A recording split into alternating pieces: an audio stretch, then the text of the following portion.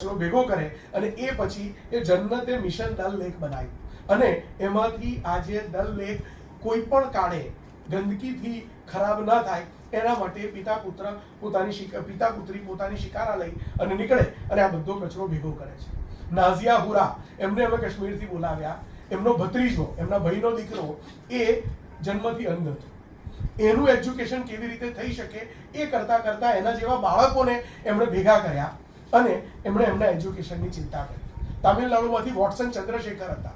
એ શુદ્ધ પાણી માટે એ માણસે પોતાનું જીવન આપી દીધું.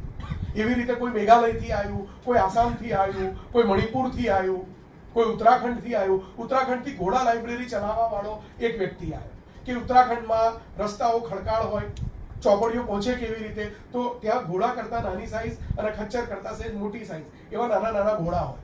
એના પર લાઇબ્રેરી બનાવે અને એ ઘોડા એક એક ગામમાં જાય, ત્યાંથી લોકો ચોપડીઓ લે, વાંચે. એ ઘોડો બીજા અઠવાડિયે જ્યારે પાછો ગામમાં આવે ત્યારે એ ચોપડી પાછી આપે.